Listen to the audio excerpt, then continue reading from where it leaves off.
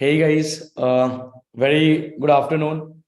So I hope you're all having a great Saturday. So I know it's just the beginning of this weekend, and I sure hope that you guys are excited for this masterclass where we want to dive deep into the post-layoff tech landscape scenario, what's happening currently, because we have been seeing a lot of layoffs recently. So we wanted to educate people around how to cope up with this because these are like very important movements that are happening across the globe and will need to be aware. So that's why we have conducted this masterclass. And first of all, let's welcome our guest for this masterclass, Arnav Kundu. So he's an experienced data scientist working with AB InWeb. You guys must be knowing about this company. Feel free to Google about it. It's a really big company. And also, Arnav comes with a lot of experience with companies such as GE, IBM, and he has been a long time instructor with Alma Better as well. Also, Arnav is a graduate from IIT Kharagpur. He did his BTech in civil electrical engineering there. So, welcome Arnav to this masterclass. Really excited to have this session with you, and I hope the same you're feeling at your end. So yeah, very welcome to the session. Thank you. Thank you, Vikas, so much. So I think one thing which Vikas didn't mention about is the same Alma matter, Vikas and everyone we belong to. So I think it's a very close-knit community. Happy to be a part of it and happy to be collaborating with Vikas and the team, entire Alma Better team. So really, really, I would say exciting times ahead for the next 1.5 hour. 1.5 2 hours, right? It doesn't matter how much hour, but thank you so much, Right. Vikas. And I think Vikas rightly said, right, that post layoffs times are always difficult. So this is not the first time this is happening. We'll talk about it, but this is not the first time happening. But one thing we have to always be also be cognizant about the fact whatever happens for good, right? So Right. I think this is one of the whatever we have done right till now will obviously help it in our future, but only thing which will help you is to be positive during the time. So yes, I have quite a scene. So I come with around 9 years of experience almost. I have also seen the COVID times, 2016 Right. Brexit times, right? Right. Because so I have sailed in this boat sometimes, but I think keeping up to some of the expectation that is required in the market right now, and that's what I will be sharing. So it's not a very gyan kind of session, right? It will be more of an interactive session. I would like to keep it as interactive as possible, guys. Please chat, right? Uh, uh, People who are also an Alma Better student, they would see me replying to a lot of questions, right? Right. But would love to keep it as an interactive. Totally. I think Arnav, yeah, that's a great setting that you mentioned, and definitely we're going to make this masterclass really fun and engaging. So we're going to do a lot of conversations between us with you guys, and please feel free to post your questions in the chat or Q&A, and we'll try to pick those up whenever the time seems right. So without any ado, I think guys we can definitely begin this session.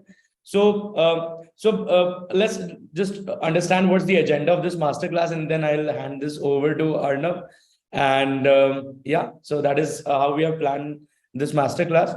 So first of all, today we want to understand how organizations work, right? So there are millions of businesses and organizations operating around the globe. So we want to understand how all of these organizations work. What are the underlying frameworks on the basis of which these businesses evolve, right? So we want to understand that first. Next, then we want to understand why are major tech companies laying off people. There must be happening something. There must be a lot of turmoil within the company and the industry. So these companies have had no recourse but to lay off people, right? So which is like a very big step, and we want to understand why are they even doing so. Now, specifically, we want to highlight the layoffs in data science industry. Are there layoffs happening? If they are happening, what we can do about it? and how do we stay ahead of it, right?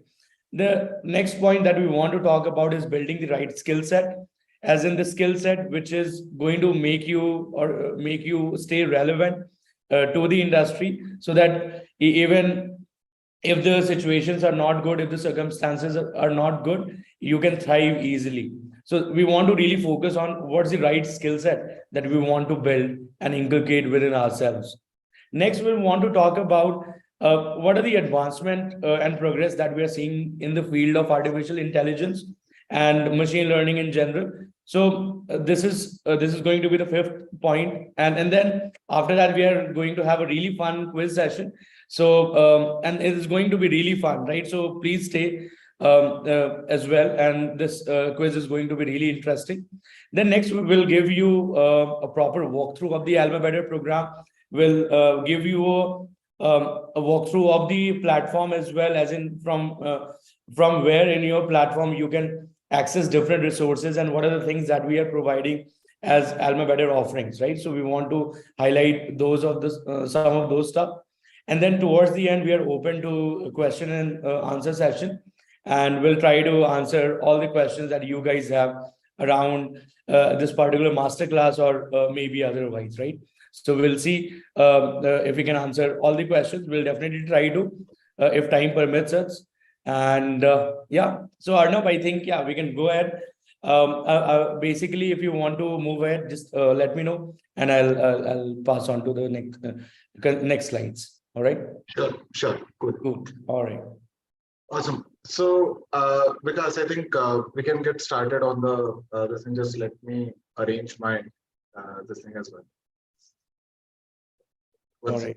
So, do you want to go ahead and share? I will. It's better that I can share. Awesome. All right. Yeah, please go ahead. Yeah.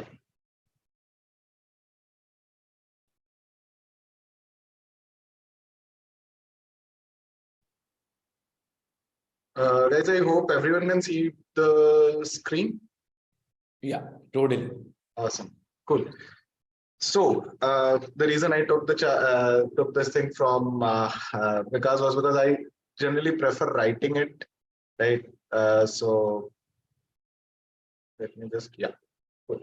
So now, of course, I think we already have a lot of questions, Rudrashish, right? There's uncertainty floating in the global environment.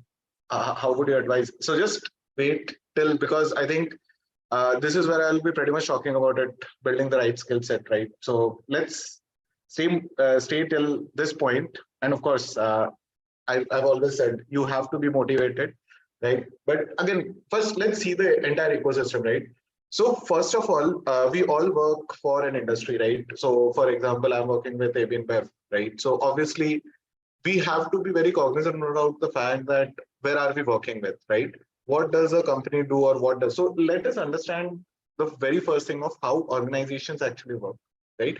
So now working of this organization is actually built on 4 different pillars. So for example, a house stands on 4 different pillars, right? So in the same way, our organization also stands on 4 different pillars. It's basically on a mission, vision, the job that needs to be done, and the offering that you are putting. Now, let's say, obviously, these all, I hope everybody would know what is a Venn diagram, right? Now, in a Venn diagram, there are a lot of things you care about. There are a lot of things you care about. You care about your health, right? You care about, let's say, your partner, right? If you're married, if you're not, so if you have, like, if you have girlfriend, boyfriend, anyone, right? You would care about them. But from an organization standpoint, there are something you have to care about. For example, I'm working, right? So, Vishnu, I'll come. What is Ikigai? I'll come to it. Ikigai is like a nirvana kind of, right?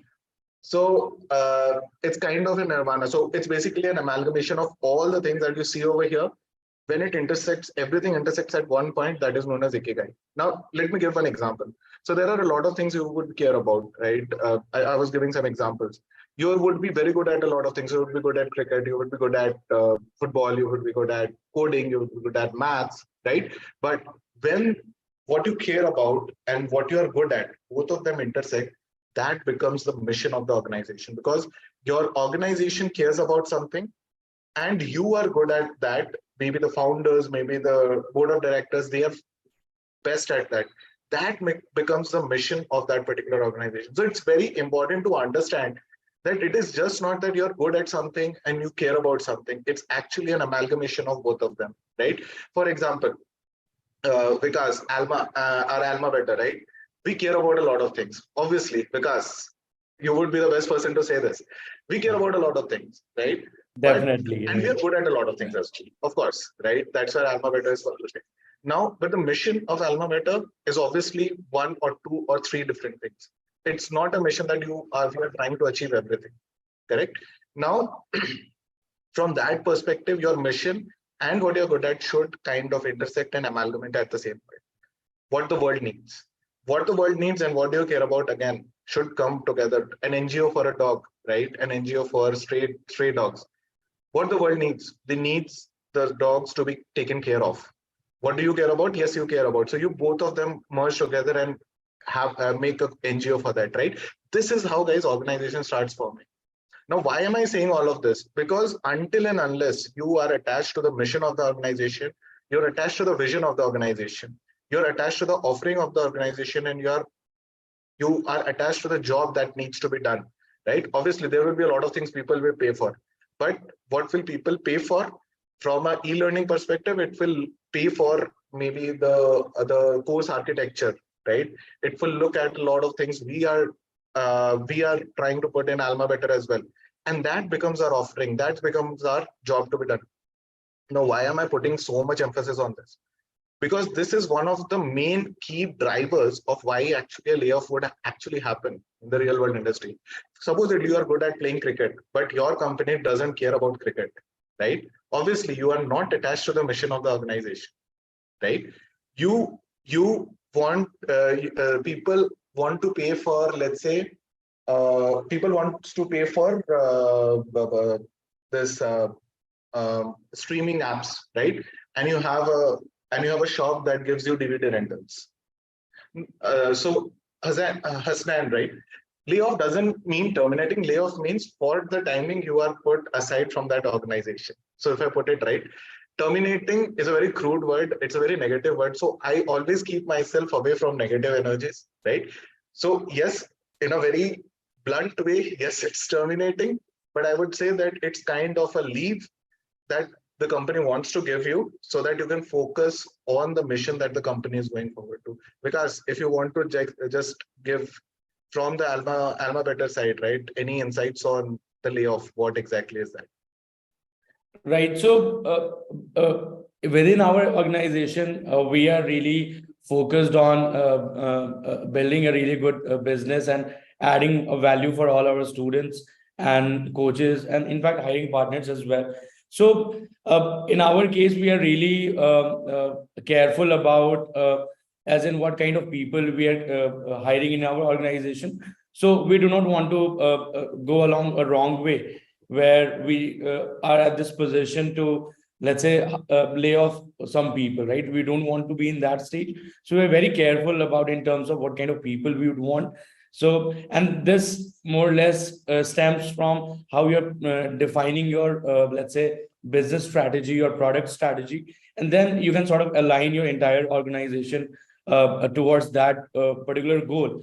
And essentially, you build the team or motivate the team to move in that direction. Yeah. Sure. Thanks, Vikas. So I think Vikas actually touched upon the mission and vision which Alma Better is actually looking forward to, right? So now, if you okay, I think Abhishek actually made a very good point. How does the Ikigai diagram relate to the situation? Let's say you are trying to run an Excel sheet. You're trying, and I'll give a very crude example, right? You are basically refreshing an Excel sheet. Think about it, right? You're very good at Excel, right? What does your company care about? It cares about automation. It cares about automation, that there should be less people involved in a robotic stuff. You are very good at refreshing Excel, right? Mission is basically a amalgamation of both of them. That means you need to write maybe an Excel macro. You need to be good at writing an Excel macro that will care about or that will automate what the company cares about and what you are good at, so that you can align on the mission. So how this Ikigai diagram relates, what I typically do, I always keep noting down what I'm good at. I always, when I look at the company where I'll be working for, right, I always see what is the value of that organization? What do they care about? ABI has like, I think 7 values, right? So it's more of like, do I kind of relate to the organization that I work for? Of course, I've been here a little more than 3 years, right? Obviously, I'm totally attached to the mission of the organization, correct? So you should always list down in this business ikigai. Obviously, there are a lot of things which you would not know at least about this, but this is something you can easily do, right? Easily do as a practice, so that you know you are aligned to the organization's capability. Abhishek, I hope this answers your question, right?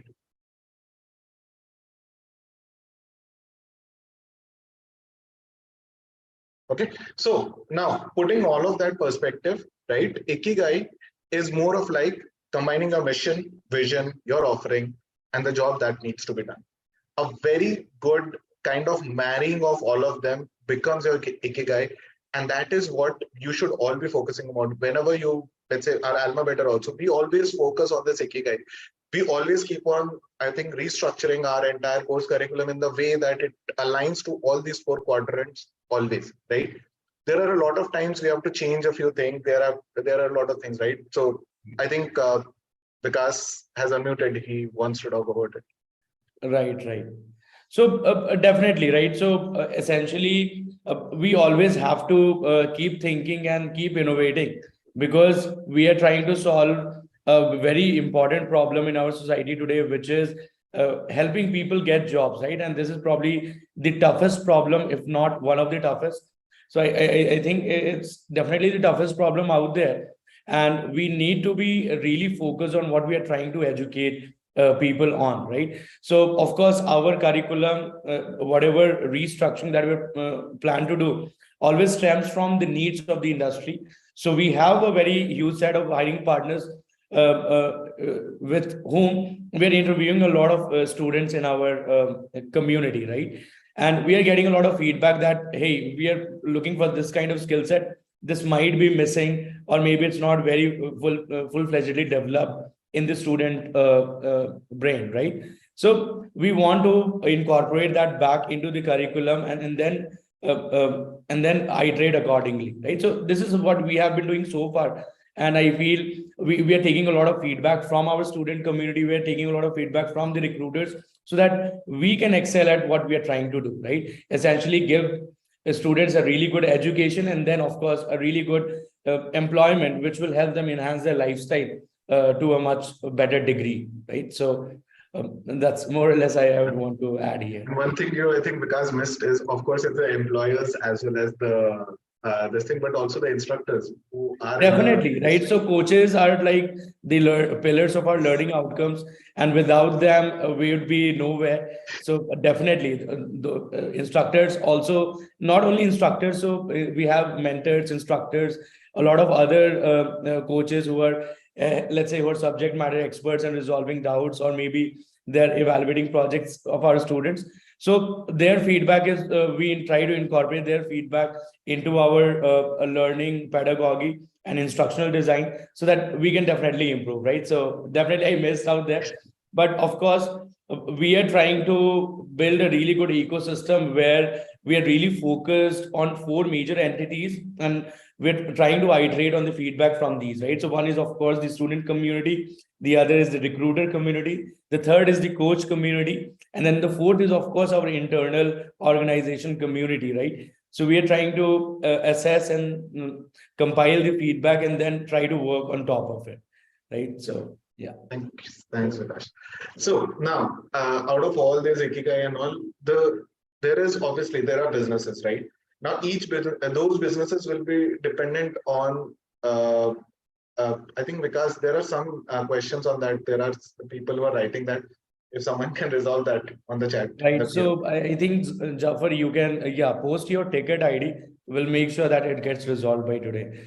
So yeah, please do not worry about it.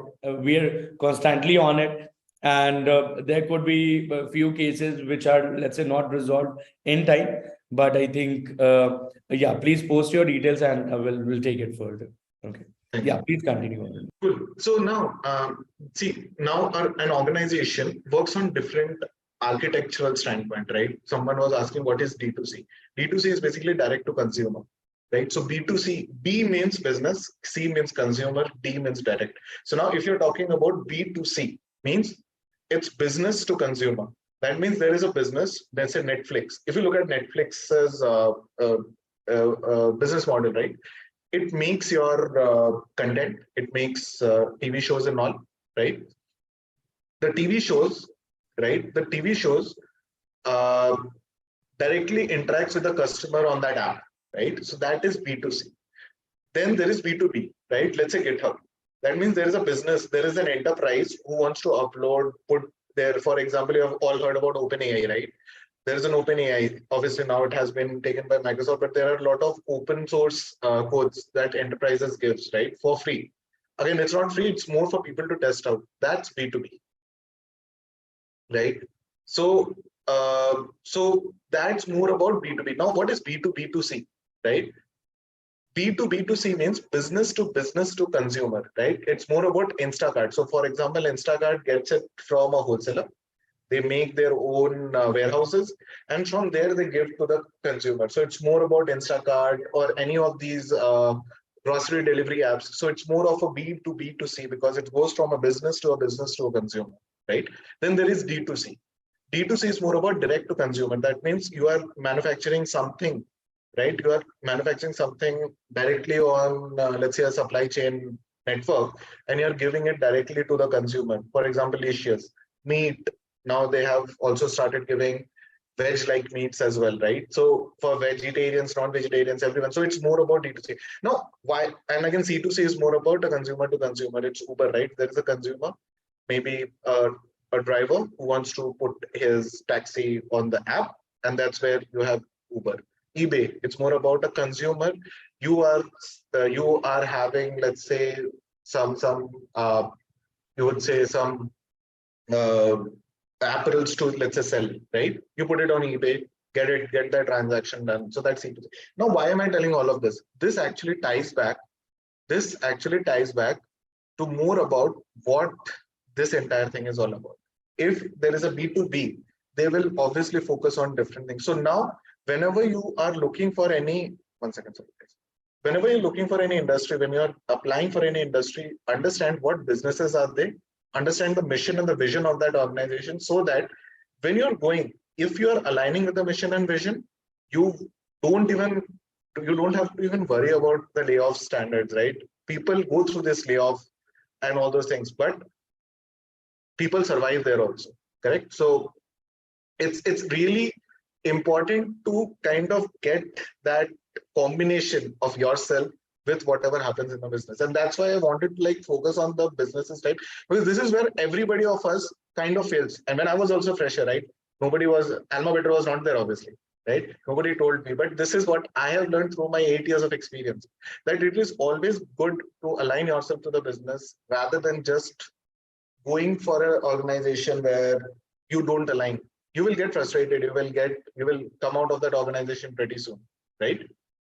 So you have to be very much aligned to that is the key takeaway from there, right? Now, whenever I am a career coach, when I take my weekend sessions with my mentees, right, I keep on getting this query. I don't know. There are startups. Will they really do analytics, right? Trust me, this is what the entire ecosystem of analytics looks like. And I quote one thing. Obviously, my manager, my mentor, right? He has told me once, like 3-4 years back, that data science and analytics was always learned as a Teflon coating till few years back, right? What is a Teflon coating? It's always for the it's always for the kind of the what is it? The privileged ones, right? It's more for a privileged ones, right? So now, if that is the Teflon coating 3 years back, now the core analytics happens to be fundamental, horizontal towards everything, be it a small startup, be it high growth startup, because people have seen the value with analytics now, right? So, because can you give me like 2 minutes, please? 2 minutes. Actually, somebody is there at the door. Just a moment. Yeah, Sorry. yeah, sure. No worries. Right. Because I think you can talk about this. I'm really sorry. There's someone at the door. Just give me 2. All right, sure, sure. So essentially, guys, yeah, till Arnav, yeah, joins back. So just wanted to, yeah, highlight, and I think there were a few questions on people who wanted to understand what's the difference between B2C and D2C. The only thing is, so of course, here there is a movement of, let's say, a product from the business to a consumer, right? So consumer is consuming. So, but in the case of D2C, it is a special set of B2C business where you are, let's say, working or consuming a tangible product, right? So let's say there is an online product or a software you're, let's say, interacting with. For example, let's say it's YouTube, right? It's not something that you tangibly consume it, right? But of course, you access it on your mobile app or let's say on your browser. But in D2C, we're talking about a physical, a tangible product, just as simple as that, right? So I hope that particular difference is clear. Yeah, no, I think, yeah, So you can. thanks, Vikas. I'm really sorry for the small hiccup. So now I see that there is someone asking what is core analytics. Core analytics is like you are making a business. Let's say you're a shopkeeper, right? A kirana store, right? Now, core analytics, you can think a kirana store might be a small startup for you. Okay. Core analytics means that you are trying to analyze how your consumers are, right? Not making machine learning models, not making big deep learning models, anything of that front, right? But analytically saying, okay, my trend is increasing, that means I have to stock up more. Mostly looking at your data, making a commonsensical judgment of it, and using some part of statistics to make that as a core analytics. That happens to be the very inclusive. So if you've seen Shark Tank India, a very good example, right? A Shark Tank India, have you seen any time that people actually go and tell, okay, this is my projected revenue, this is my projected this thing, right? That is core analytics, right? So a lot of small startups do this for investor pitch, for maybe VC pitches, everything, right? So again, I hope that answers the question. Now, data engineering, if you see, small startup needs partial data engineering. The main reason for that is more of the main reason, maybe it's more of they don't need an entire data engineering pipeline because obviously that will cost more. You have licenses cost, but maybe they need a very small pipeline built on the fly in their VM, right? So that's why partially, correct? So now your data needs evolve in the business. So whenever you're looking for small startups, when you're applying for small startups, right? Definitely go through the exploratory data analysis, definitely go through the trend analysis, definitely go through some of the core analytical skills that you need, right? So that way you can prepare yourself for any, not just the layoff situations, right? It is for anything out there in the market. And also for layoff situations, obviously, if you're, let's say, touch wood, nobody gets laid off. But even if somebody is, right? Even if you're trying to go for some other organization, you should look at this structure, understand what you should be upskilling yourself on, and particularly aim for them, right? Because a focused target, you will always get through this entire ship or whatever this turmoil is all about. Cool. Now the thing is, there are current layoff scenarios. So I think I'll show some of these layoff scenarios. So there's a beautiful website, layoffs.fyi, right? I'll go through that. Just 1 second. So if you look at this, I think one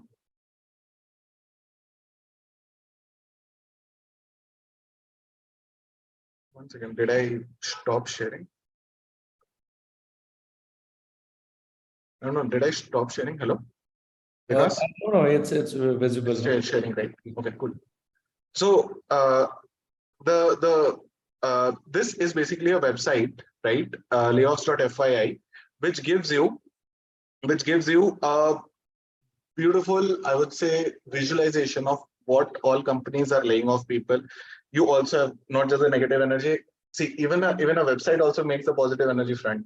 at the start, right? Companies without layoffs. So there are a lot of organizations that are not even laying off people at this current situation, right? So it's a very good insight which you can start getting. Do you see, guys? People, we always tell about layoffs is there, layoffs is there, layoffs is there. Guys, just see about the number of companies which are not even laying off, right? So they are still persisting in this current situation, right? You always see, we as humans always have a tendency to go towards a negative, I would say the negative news very soon, but always try to look at the positive. This is what I keep on saying, be positive during even this turmoil situations as well. Yes, there are layoffs. I'm not disagreeing to that, right? But yes, there are a lot of companies without layoffs as well, right? Now, if you look at the layoff charts and all, right, list of employees, I think,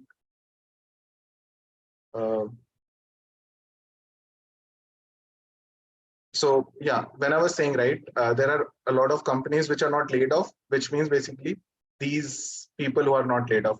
Now, if I now sort it by the number of people who are laid off, you would see actually Google laying off a lot of people, right? It's a 6% of the workforce, 13% of the workforce. That's a huge thing. Now we will also understand, right? You will also understand why people or why companies lay off. Again, it will kind of branch out from the ikigai situation, right? We'll talk about that. But if I try to do it 1 to 9, right? Do you see how many Instacart, White Hat Junior, right? ByteDance, Byju's, Capital, they are laying off people, yes. 1 second. See, there are a lot of companies where people are not even laying off. It's a zero. Correct? It's zero. So this is a website which you can easily go through, right? Understand about the positive energies that are out there, companies which are not laying off, and obviously try to see if your 4 quadrants kind of align with the mission and vision of this organization, and go forward and start applying to the companies as well. They would be more than happy to have you as the employee. Correct? So website name is actually layoffs.fyi. Layoffs.fyi. Okay. Cool. So this is one thing which I really wanted to share with everyone. A very good way to look at the current situation, right? So again, some of the current layoff scenarios, this actually is taken from that layoffs.fyi. We see a lot of layoffs happening pretty much in the November, January front, right? We'll understand why those happens also. But is this economic downturn, the only one downturn which you have seen? I think for us, every one of us will be in our age of 20s and 30s. Trust me, when I was joining my when I was going for my my bachelor's and master's 2009, right? 2008, the biggest recession happened, right? I was not mature enough. I was not working, obviously, but I was mature enough to remember those times, right? Financial downturns. But the logos which you see over here, some of them you would understand, but some of them you will never even would have heard about it in the 2010s, 2015s later on, right? Team Logic IT, that is one of the top organization that survived the 2008 layoff as well, right? That survived the 2008 layoff. We might not know about it, but there's a beautiful case study about Team Logic IT. I'll go through it. Why? Netflix. Anyone knows Netflix actually is there since I think 1997, 96, right? We now know Netflix, right? When we were kids and all, we never heard about Netflix. But trust me, Netflix boomed during the 2008 recession. I'll give you the entire explanation why, right? And I'll kind of tie back it to whatever I told in that Ikigai. Citibank, Lego is those games, Lego kids and all, right? Groupon, MailChimp, Warby Parker is basically an eyewear. This thing, it's the previous version of your Lenskart and all, right? Now, yeah, Vikas. Can you switch back to the slides? I think you're still on the website, I guess. Oh, is it? Yeah. Second.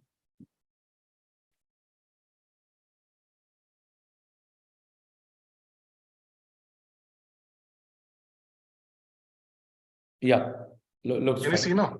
Yeah, cool. Awesome. Thanks, man. It's very difficult to kind of, there are two screens, difficult to understand. But I think these are the companies which I was talking about, right? These are the companies which I was talking about, Team Logic IT, Netflix. Now, let me give a because we are all very fond of Netflix. 2008 recession, that was the company which boomed their business. Why? Because prior to Netflix and all, people used to go for DVD rentals and all, right? People used to go for DVD rentals and all. Now, when you go for DVD rentals, obviously it pays or it costs you more. Netflix came in with their business plan that, guys, let me give you subscription based online streaming process.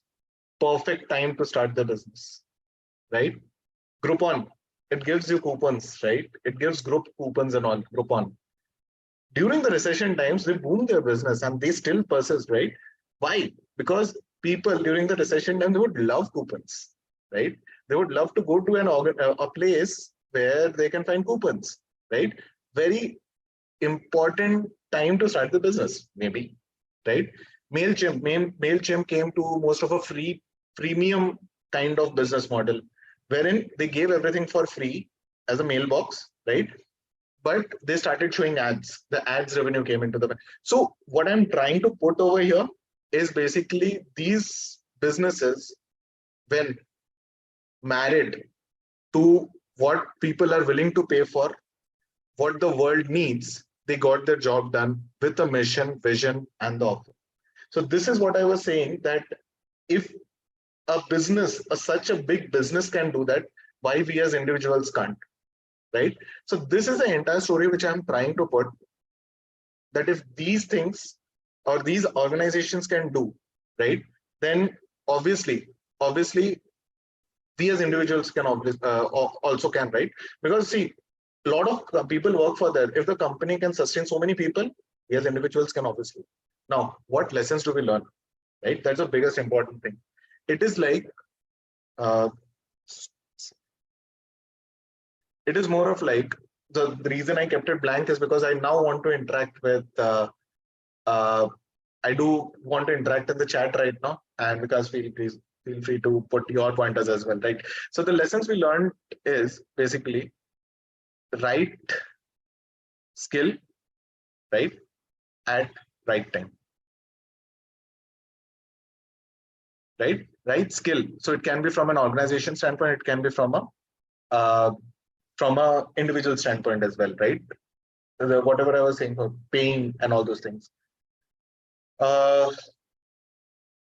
Any other things which you guys think can be the lesson that we have learned from there?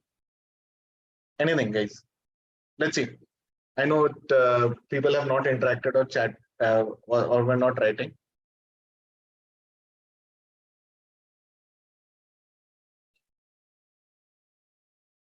So yeah, I think Adaptability. I think very good point.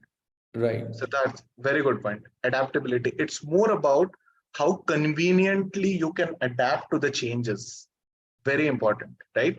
I was a mechanical engineer, right? I was a mechanical engineer during my education times, but I adapted to the change of the today's industry, and now I'm in the field of data science, right? Patience, very good. Patience, and the third one is positive energy. I always keep on saying positive energy. Now, after all of this, somebody writes in this thing that now after listening so far, it feels that things getting difficult for upcoming jobs, especially for freshers. No, trust me, Hasnan, no, it is not difficult. It's just about if you can figure out, right, a place where you can have all these things kind of put in front of you, practice, it is not difficult. Yeah, I was also fresher at some time, right? I also transitioned my career from mechanical engineer. So everyone can. It's more about persistence, right? So Shubhadev, yes, my mechanical engineering did help me in data science. I think my master's thesis was the biggest source of me transitioning into data science. So I was working on a friction stir welding. Mechanical engineers would know. So I was working on a signature that can I think detect fault in any friction in welding process, right? I think those analysis of signature analysis, those kind of things, yes, did help me. And that was my starting point of getting into the field of data science. Right. I think a lot of people, right, keep updating yourself, right? Keep updating yourself. Absolutely. Keep updating. So, right, guys, so now we have your entire understanding put over here, right? Now, I think there are a lot of questions. Is there any architect move preactive? Very good. So preactive, again, kind of ties back to this preactive, being preactive, right? So you know what is the change that you're anticipating and you're adapting to it, right? So it kind of branches out from your adaptability standpoint, right? Flexibility, again, flexibility, adaptability, same, right? Flexibility is also that. Now, with all of these things in place, right? I would now go into the things of what are the factors behind these layoffs, right? We hear a lot about layoffs, right? We have become like Android and iOS, get updated each year. Absolutely. I think that's a good Pratik. Actually, I was just going to say that this is the Darwin's theory of survival of the fittest. Darwin was so great that even before this layoffs, he actually gave a theory of survival of the fittest. It still applies. Yes. So how can you be the fittest? Obviously, keep updating yourself, keep making sure that these are the factors, right? Doesn't even care about the skill set that you are carrying. Okay. Now, some of the factors that are behind these layoffs, right? The current layoffs is mostly because of COVID overhiring. Now, I'll tell you why COVID overhiring happened. There were a lot of companies that went to work from home, correct? Now, when they are work from home, they have some surplus, let's say capital left, correct? Surplus capital left, which they wanted to invest on people. Great. Now, when they were doing work from home, and now when there's also a pressure of coming to office. A lot of companies are obviously asking to come to office, obviously because of a variety of reasons. There's nothing wrong or that nothing right that work from home is the best. I don't agree. I'm a manager myself, right? I love the team engagement pieces when you are there. Work from home, work from office gives you a very good, I would say, a very good structural point to bond between yourself, right? You always tell organization is like a family. Yes, work from office will actually help you build that bond, right? But because of COVID overhiring, people thought that, okay, there are surplus, some amount left, let's hire people, right? Let's focus on hiring more people so that they become our greatest asset. But obviously, that time people didn't obviously anticipate that uh, suddenly things will inflate. Suddenly, the Russia-Ukraine war will happen, right? Nobody predicted a Russia-Ukraine war, right? So obviously, there are a lot of macroeconomic factors which are there at the back end, which is now driving your overhiring, right? Which is driving this overhiring come down day by day because of a lot of macroeconomic factors as well. Now, because of that, obviously, you have negative cash flows in the new investment because there are new investment that are going in. Pretty much, the real estate, the rent has gone up. Quite possible, right? And of course, while you have negative cash flows, you obviously get a lot of pressure from the investors, right? Because investors would want, if somebody has put $100, right?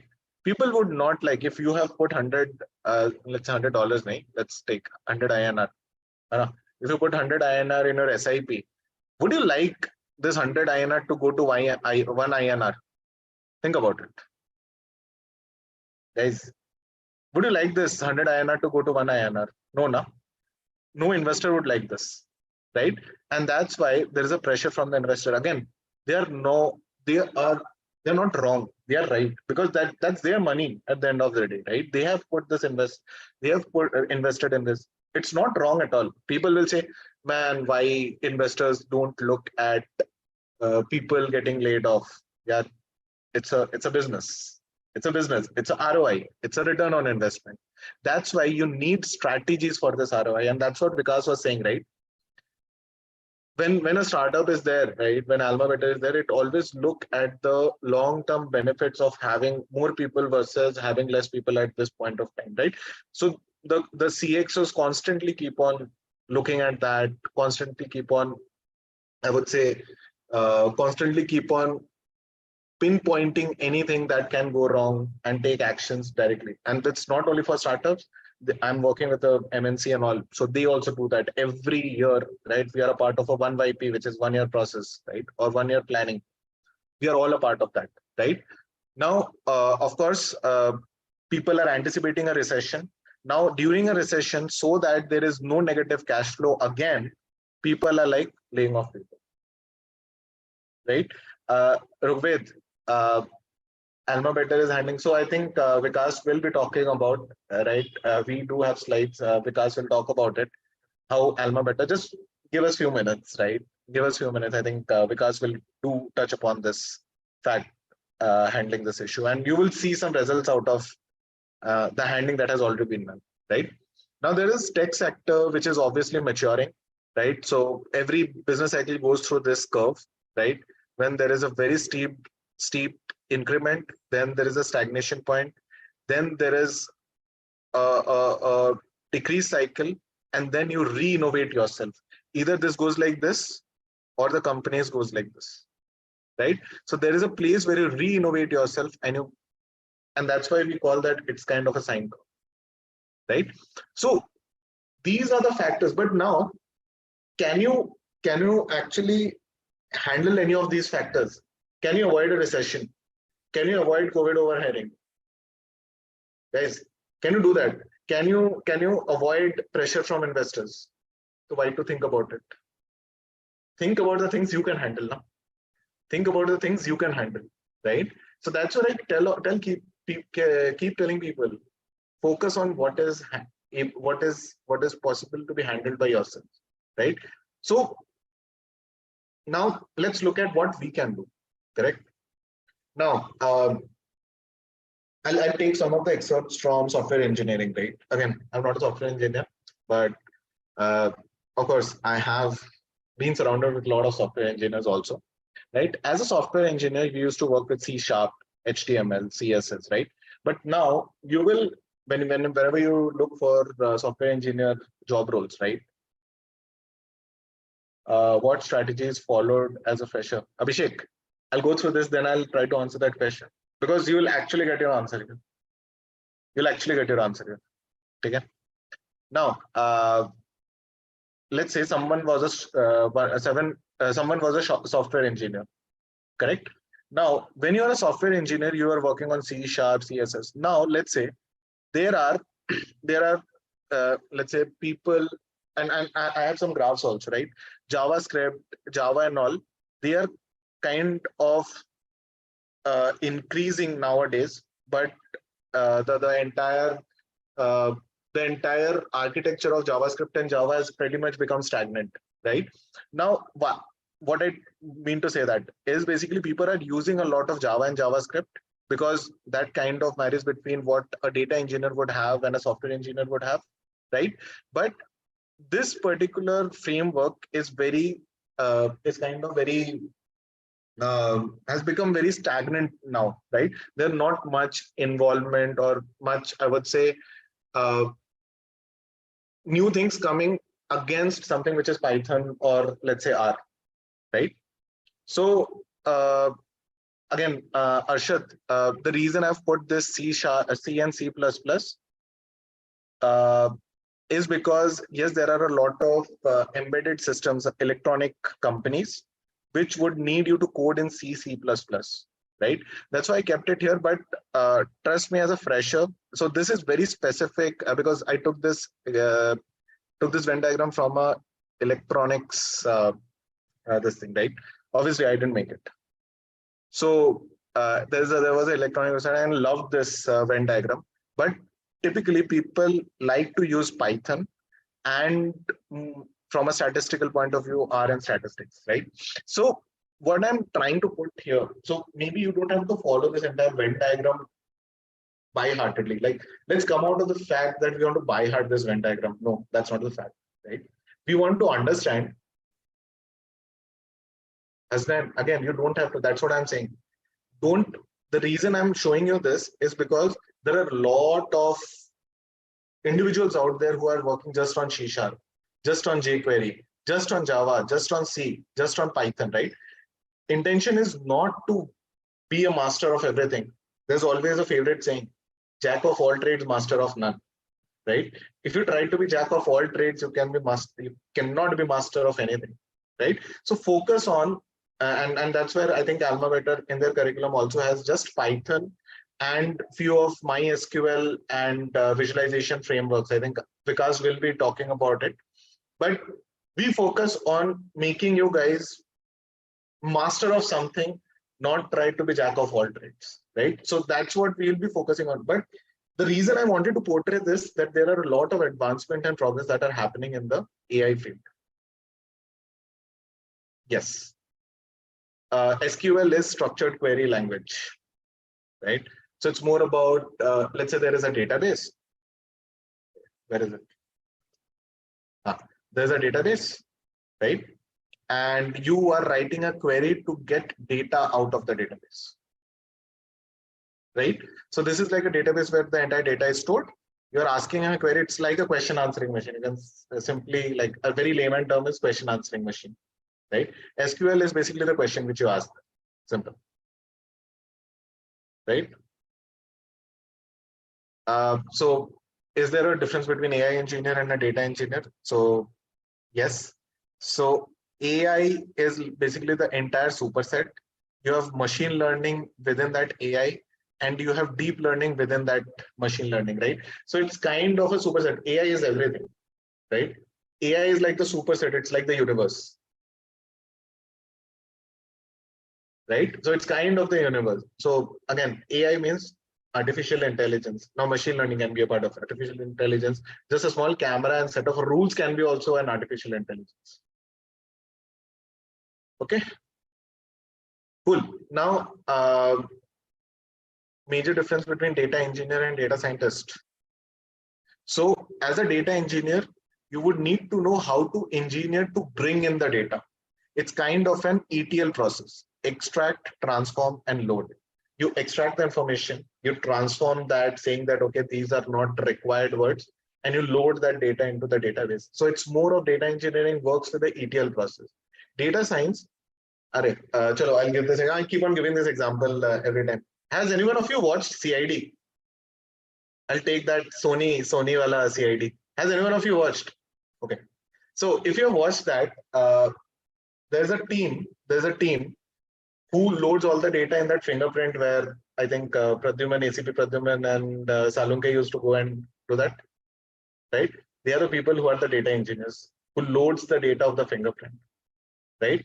And when you have data scientists, they are like Daya and Abhijit and Pradyuman, who used to be on field understanding what Salunke, the data analyst, would have done, and prediction on the basis of their feeling, of their experience, and they used to go and nab basically the criminal.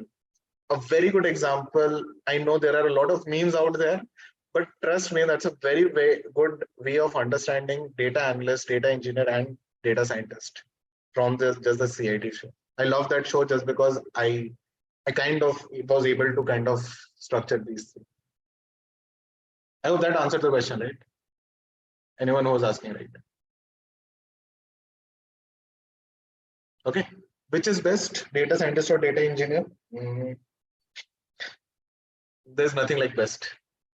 Every organization. So okay, chalo, I'll ask you a question. Can CID run without Salunke? Can CID run without the data engineer who was loading that fingerprint? No, right? Everyone is required for that industry, right? Nothing is best.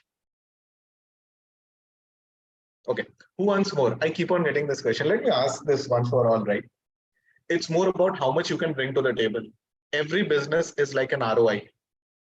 Every business is like an ROI. If you can bring X amount of dollars to the table, right, then the company will have no problem in giving you X by 2 out of that.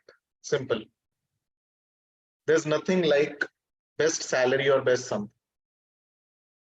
It is always on the basis of ROI. I kept telling you. Okay? Cool. Awesome. So now what's trending in AI? Because again, we all are here because of the field of AI, right? If I look at just the data analyst search, that soared up by 204% in the 5 years. Obviously, this has declined because mainly tagging to the layoffs. Trust me. The search has declined mainly because of layoffs, nothing else. But just look at this curve. I told you, economic downturns are always there, right? I showed this graph. There is always a place to reinvent yourself. So the main point is, guys, reinvent yourself, right? It's more about upskilling yourself. Correct? Now, if you look at some of the Kaggle competition, Kaggle is like a temple for all the data scientists, data engineers out there. Just look at the prize money, $50,000. $50,000 in INR would be somewhere around 35 lakhs, actually 40 lakhs, somewhere very close to 45 lakhs if I did my maths right. Correct? 40 lakhs is like a huge amount. Correct? So again, obviously there are a lot of winners out there, Kaggle competition that have hefty prize money. Now Python searches has also grown up by 91%. If you look at the Stack Overflow, so I'm just not saying by the gut feeling which I'm having, right? I'm just not saying these. We all are data scientists, right? We all love data, and this is a proof, right, that we are just not talking from a gut feeling perspective. It's more about what data tells us, and we are preparing as per the data telling us. Okay. Now, is it just that people are like, Arnav, is there a place in government industry? Can I get something from a government? Absolutely. Go to Niti Aayog 2018. There's a book on this, right? There's a full-fledged book on this. Niti Aayog is like national strategy for AI for all. It has actually put it in the budget. It has allocated like a lot of money into the budget this year as well, right? Government is planning to ramp up their entire AI infrastructure in order to keep itself abreast with the competition that it is facing against other countries as well, right? So there are a lot of things. If you have seen in your Shark Tank, like example of Shark Tank, you would see a lot of companies with AI in healthcare, agro commodity, AI in agro commodity, right? A lot of people are pitching. Why are sharks also putting money over there? There has to be a subtle reason about it, right? It's not just that obviously people will not love loss, correct? They would love to see their money going up and up and up. That's the main thing which Niti Aayog is also. So there's a lot of subsidy also that is happening, right? There's a book on this. I'm not going through it because the intention is not to give you gyan which is already there in a book, but it's more of experiences that I really want to share, right? So think about it that if sharks are investing, if government is investing, it's the right time. As simple as that, right? One word, it's the right time to get into the field of data. It's not saying, I'm not saying just because I'm a data scientist, right? Or I'm in the field of data. It's not like that. It's just looking at the data and the trends that are out there in the market. So my feeling is more from their side, that side, right? Now, okay, government is there, government can be biased, this can be biased, but is three things also biased? So there's a study by McKinsey, I think this is one of the other, because just let me know if you can see the website. Yeah, I can see it. Yeah. So this is this thing from McKinsey. I just loved the way they were portraying all of this. Just give me 1 minute. If you look at this, that how many jobs are going to be there in the next few decades, I would say 10 years, right? They have done a thorough research in the McKinsey labs, right? So if you click on this technology professionals, do you see from an India perspective, there is a surge of 129%. So this is not just from a matter of fact that, yes, they have to put some numbers, they are putting some numbers. No, McKinsey is a very well-renowned analytical consultant, right? They are very thorough with the research which they do. And this comes from their, I think, McKinsey Global Institute analysis, right? So if you look at technology professionals, right? Then there are, I think, managers and executives who also have a very high professional, good roles, or like number of roles that are coming. Then we have, I think, which I was showing, is more of account managers, engineers, lawyers, right? Again, it's not as high as the managers and technical professionals, but yes, there is a lot of emphasis on financial specialists, then specialist scientists and academicians, basically, right? So at the end of the day, the entire fundamental is all about having the right skill sets with the right at the right time, and of course having the right nurturing, and that's where a plant can grow into a tree. A plant cannot grow into a tree in just 1 day or 2 days or just 2 hours or 1 month or 1 year. If you have to see it as a tree, you have to keep nurturing it till at least some years so that it is self-sufficient, and then it can do its own, right? So of course it's more of acquiring that skill set with the right amount of water and the treatment and fertilizers it would need. So that is what I can say from a industry standpoint, right? Does that mean that I don't have to go through data science every day? Of course, I have to keep myself abreast with everything, right? Uh, the reason is otherwise I'll get outdated after some days, for sure, right? If I have to strive in this market, I have to give competition to everyone out there, right? Whosoever is in the range of my years of experience. So I have to also keep myself abreast with every month, every 6 months, for the matter of fact, right? I also think that people in industry would be the teachers for the next generation to produce quality people. Of course, I don't deny that fact. You have a live example, right? The reason, see, I'm not a teacher, I would say. It's more of I keep on sharing my experiences, right? It's so when you share your real life experiences, that's how you can nurture. It's not teach, it's more of nurture, right? I don't teach, it's more of giving a right direction, right? I hope Alma Mater would have been there when I was in 2014. I would have loved to, I would say, uh, be a part of it. Anyways, chalo, let bygones be bygones. But the thing is, there are millions of workers, right? There are millions of workers out there who has a tendency to get replaced. Why? Because of, you see, right? This is again from this is of course from a McKinsey Global Institute, midpoint automation, right? There's a lot of automation that I was saying, right? You're good at Excel, but company needs automation, and that's.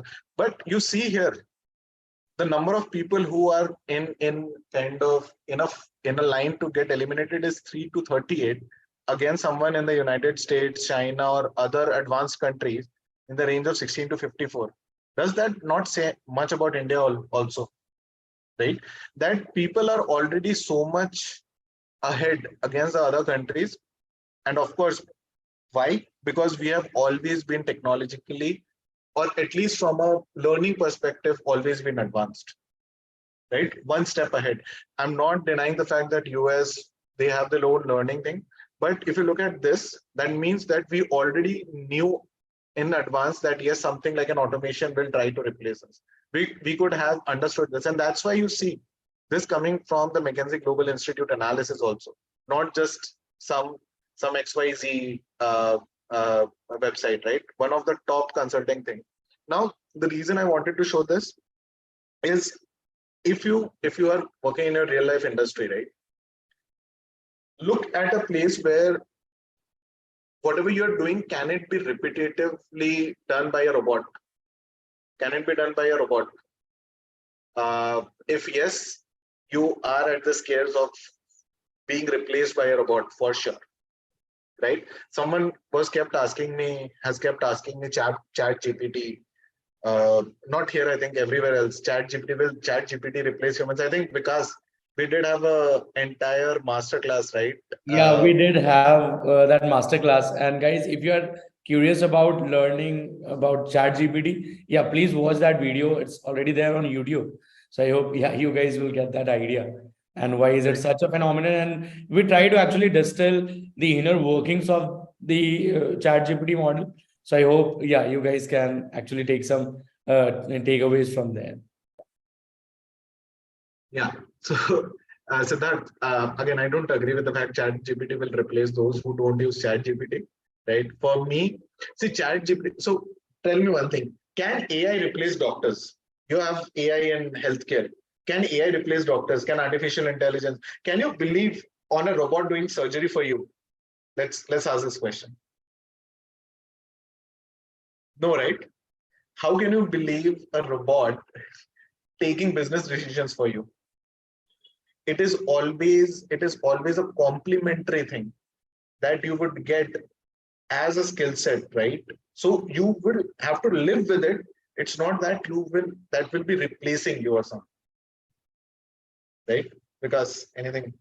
Yeah, totally. I think one point I wanted to add, right? So if you see, so Chat GPT can definitely, let's say, replace junior level doctors in terms of at least the accuracy on certain, let's say, medical nuances or medical understanding, right? But I feel doctors nowadays would now can leverage Chat GPT or maybe Correct. such similar models to a great extent. So it's not going to maybe replace them, but it's going to be a tool for leverage in a way, right? Which a lot of really smart professionals, they know that they can make their life better, they can make their work easier by using such tools, right? So of course, so there is a lot of confusion around whether, let's say, the robots will take over humanity or not, right? Can let's say AI replace lawyers? Because ChatGPT can generate those texts which, let's say, lawyers can do, or maybe it can understand complex legal documents. But that doesn't mean that it can quickly or totally replace lawyers. People in these occupations, if they use these tools effectively in their day-to-day work, they're going to come out better than their contemporaries. So that's what I feel, honestly. Great, thanks for that. So, um, I think a lot of people are saying, and think about a fan, like because I actually put down, and that's what instigated one thought in my mind. Population is expected to increase, no doubt about it. Can the number of doctors handle the amount of population that is increasing? There are very limited doctors, right? Why I say that? Because my younger sister, she's a doctor herself, right?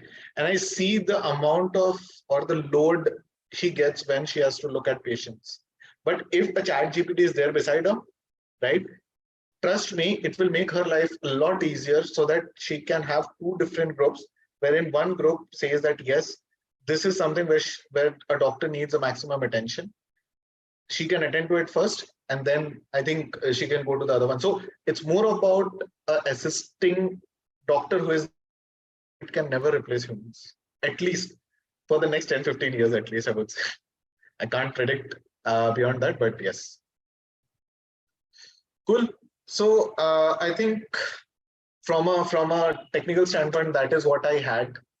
Right. Any questions? Let's take up some questions, Vikas, or first quiz and then questions. So I would suggest let's go ahead and yeah, do the quiz, and Okay. then once we talk a bit about Alma Better, we'll take all the questions towards the end, Sure. so Cool. that yeah, we can discuss them cohesively. Yeah. Cool. So do Just you want me to share the quiz? yeah, I think All right. yeah. Awesome. All right, guys. So I'll just go ahead and share the quiz, and so essentially, just give me a second, guys. So, right.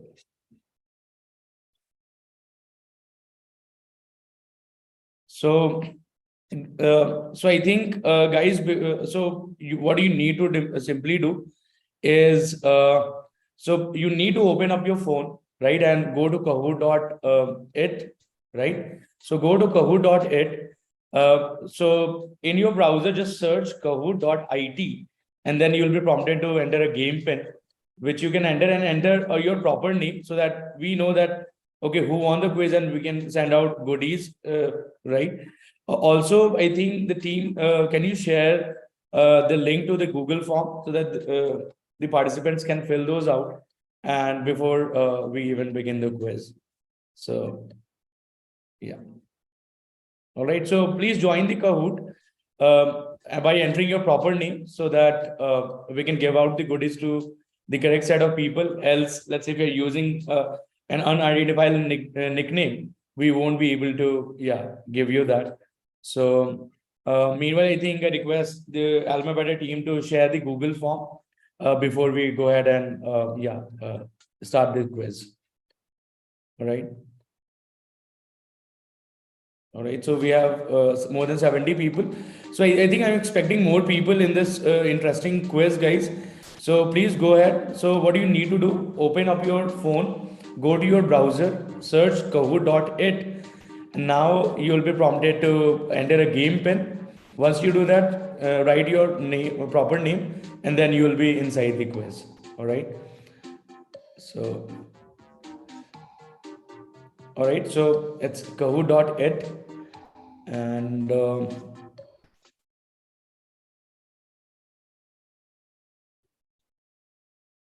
right, so we'll give a few more seconds for people to join in this Kahoot quiz, and then we'll begin. So Vishwaroop, what you need to do? Open your mobile browser. Okay, go to kahoot.it. Okay, and you'll be prompted to enter a game pin, which you're seeing on your screen here, and then write your name and the nickname, and then you will be inside the quiz. Okay. So before we go ahead and start the quiz, I request you guys to fill the feedback form for this masterclass. This will be very important for us to plan the next set of masterclass. We want to really understand what are you looking to gain out of all such free sessions, so that we can answer your queries in the most effective way, and we can focus on a lot of really relevant and current stuff, right? So game pen, I think, Vikash, you can see or hear, which is 4550329. Okay, 4550329. All right. So it is written on top, as someone mentioned. So to get the gifts and certificates, we guys would need your feedback. So please go ahead and submit the form, and then we'll just begin. It will just take you a few seconds to fill the form. So please do that, and then we'll begin the quiz. All right. So yeah. Good. So let's give it, I think, 10 more seconds, and then we'll begin. All right. Yeah, please fill the form, guys, because that's important. We really crave for feedback. So, yeah. All right. So a link is given in the chat, guys. Just click on it, and you'll reach on a form page. Just fill that out, and you'll be done. All right. So cool. All right. So let's get started, guys. I think this is going to be really fun. So yeah. So this is, of course, a Kahoot by Alma Better, and we know this was our masterclass on exploring data science opportunities amidst the layoff landscape. So here's the first question, guys. And so, which industries experienced a surge in demand during the pandemic, leading to increased hiring and job opportunities? What do you think? E-commerce, travel and hospitality, entertainment, automotive, right? So the question is clear, as in which industry experienced the highest surge, let's say. So not the surge, give me the answer for the highest surge in demand during the pandemic, which led to a lot of increased hiring and job opportunities, right? So of course, there could be like a couple of industries which would have seen such a surge, but so the time is up, and I think most of you got it correct, which is e-commerce. E-commerce definitely boomed a lot during the pandemic. But I think travel and hospitality, not so much. Automotive, not so much. Entertainment did also surge a bit, but we witnessed the highest surge in e-commerce. Right? All right. So awesome. Let's see who is at the first. Right. So Aditya Tripathi is at first. Siddharth is at second. Akash is at third. So good going, guys, so far. So let's see. Let's make this interesting. So here is the second question. So what was the main reason cited for the recent tech layoffs? What do you think? Right. So we discussed about this today. So what do you think? Increased competition, lack of funding, economic recession, company restructuring, right? So there could be, let's say, maybe auxiliary reasons, right, here in the options. But we want to really focus on the main reason. You have just 10 seconds to go. So I'm looking for the main reason, right? So there could be, let's say, an auxiliary or peripheral reasons. But what do you think is the main reason, right? So a lot of people, they mention economic recession, but that's not exactly it, because we're not exactly in the recession. We are more or less approaching it, and probably the market can turn the direction. But a lot of the main reason that was cited was company restructuring, right? So which Arnav discussed in detail, right? So no worries, even if you got it I wrong. think because I would like to add. So Yeah, as sure. Vikas was saying that it's economic recession, and that's why if you see in the, so if you would have paid attention in that slide, it was more of a thinking that a recession will happen, anticipating a recession. Right. It's not actually an economic recession, it's more about anticipation. And in that anticipation, company is restructuring according to their mission and vision, right? Definitely. I think that clarifies a lot, right? So if we had the option like anticipating a recession, probably that could also have made it in the correct answers. But company restructuring for this particular question is the correct answer. So let's go ahead and see the next question.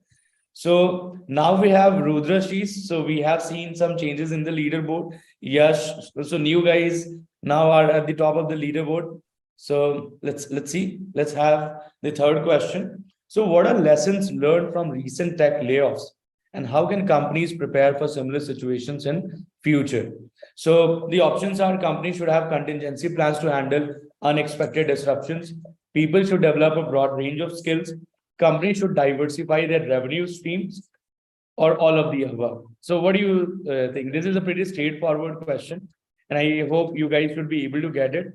We have just 10 seconds to go, guys, and I would expect everyone to answer the corresponding color that you're seeing on your mobile screen. Just tap it. So yeah, so most of you got it correct. It's all of the above. So all are the lessons that these companies are learning from, or anyone can learn, right? So all of these reasons are the lessons learned. All right. So let's see again, how does the leaderboard change here? So Rudrash is again is at top. Yash is again at second. Rishabh is now. Shubhan has gotten back down to fourth. So let's see. Let's go ahead and see the fourth question. So, which of the following tech giants recently announced maximum layoffs? Right? Apple, Microsoft, Amazon, Google. So we showed Maximum you in the terms website. of people. Maximum in terms of people. People, right? Yeah, maximum in terms of people. We showed you the layoffs.fii website, and we went through the companies who are doing like maximum layoffs. So it's an easy question. 10 more seconds, guys. So expecting everyone to be at it. All right. And so yeah, so people, they have mentioned Apple, Microsoft, Amazon to some degree, but it's Google. Google actually announced the maximum number of layoffs recently. All right. Let's move to the last question and see. So Yash is at first, Rohan is at second, and Rishabh is at third. So good going, guys. So let's go ahead and see the last question of our quiz. So according to McKinsey, which employment category will see the greatest surge in the next 10 years? What do you think? Creative professionals, technology professionals, managers and executives, lawyers and judges, right? So this might be very easy for you guys to guess, right? The clue is Alma better, let's say, right? So what do you think? Is it creative professionals, technology? So are creative professionals going to be seeing the highest surge in the next 10 years, or are there other professionals? So the answer is technology professionals, and we emphasize on this a lot in our today's masterclass. So that is the correct. So of course we'll see some surge in creative professionals as well, like jobs like prompt engineering. They will sort of also become prominent in few years. But the technology professionals, they are going to see the greatest surge in the number of openings or job vacancies, right? So let's see the podium, who are the winners. So at third, we have Shobhan. All right, awesome. So Shobhan. This at second, we have Rohan Singh. And at first, let's see. So we have Yash Tambe. So congrats, Yash, Rohan, and Shobhan. And the runners up are Rishabh and Deepak, I think. So congratulations to you guys for doing so well in the quiz. And a really good prize awaits, right? So you'll be shared that over the email. So please, yeah, look out for that. And in case of any queries, so please reach out to the team. They will help you with it, right? So all right. So now what we can do, guys, I would want to focus a bit on showing you what we are trying to do at Alma Better. And then I'll give you a basic walkthrough of the platform. All right. So this is important. And I also share the coupon code that you guys can use uh, basically to enroll in our program in data science specifically. So which I'll share. But so now let's talk about what are we trying to do at Alma Better, right? So first thing, what is Alma Better? So we are essentially a community first learning platform where students can study in groups, they can learn with each other and get motivated. They are doing projects in team, right? So this is at the core of our offering. And you can also get ready for jobs, right? So this is more or less what we're trying to do. So we are trying to focus on two aspects, essentially your education and then your employment, right? Uh, the simple paths to success is you sign up and enroll in our program, you start your learning journey and you get certified, you sign the ISA and get your course fee refunded.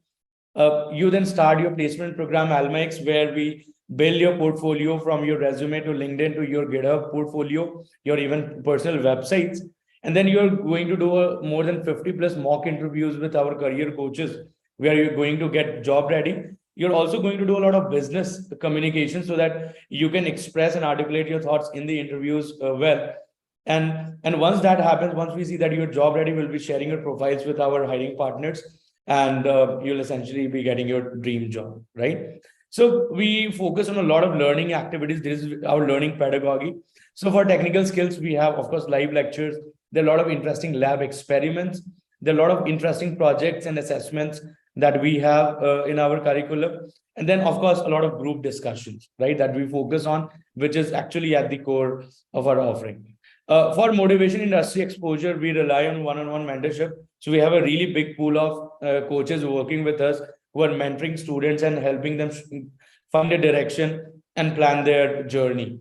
We are organizing a lot of guest lectures and masterclasses like these so that you stay abreast of things, you stay updated, so you know what's happening currently and how you should be prepared, right? And then, of course, we have a community at the core where we seek a lot of participation in the community from the students, because we know that learning or studying can be exhausting. So we would really want to give our students a space in the community where they can express their ideas, so that they can have, let's say, a chill time, a relaxed time with their people who are also going through the same phase, right? And then, of course, things which are mandatory for Almex are simply simple, your capstone projects, which are at the end of each module. And then you need to complete certain competency challenges. So there are around like 3 to 4 challenges per module. So you need to complete those, right? So we have more than 500 plus companies hiring from us. So these are like some of the best companies that we are partnered with. And we're sharing our profile with these companies on regular basis, but there are much more than that, right? And these are some of the success stories. You can also visit our website or even YouTube channel if you want to read more about these stories, or maybe if you want to connect with these people, you want to understand their story as in how they benefit from the Alma Better program, definitely reach out to them over LinkedIn. And we'll also be doing a lot of alumni talks going further. So also the coupon code that you guys can use for enrolling in our program is Fly30. So I'll just mention that in the chat.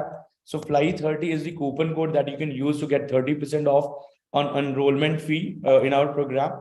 Now, the one thing that I want to basically highlight is our platform and show you as in where you can find different resources. So you need to simply sign in on our sign up on our website. And this is what a free learner or a paid learner would see, right? So this is the home page, right? So here you're seeing your program. So this is the main program or course that you need to focus on. So here you can see all the modules. So let's go ahead and see the Python module. So here we have divided that module into different chapters. And within each of the chapters, we have multiple lessons. These lessons would take you around, let's say, 2-3 hours to complete. So for example, I go to this introduction to strings. So now within a lesson, we have a multiple activities, right? So the first set of activities are focused on learning, and the next set of activities are focused on assessment, right? So I can move from activity to activity from here, right? So this is a video activity that you can see. So you need to go through the video, let's say, to prepare for the live class. Then you can read your collab, and you can also view the collab from here, right? Then you can also click from here. So this is a coding assessment, and you guys can simply take this assessment and get yourself evaluated, right? So we have built this functionality for you guys to experiment and write your codes and see if it's working or not, right? So we have a lot of controls. We actually support a lot of languages like Python and SQL, at least for the data science aspirants. These two languages will be very handy. But we also have support for React, JavaScript, and Java as well, right? You can see your hints and a solution from here. You can see your submissions here. So, and you can see all the questions that you have, right? So for example, I can see that this is a solved question, and I can see my submission here. So this is something that we have built, and then there are a lot of controls that you can do. So you can go in dark mode. You can have a lot of space you want to use to write your code, so that you can do. All right. So this is something very important. And for each lesson, we have a discussion forum.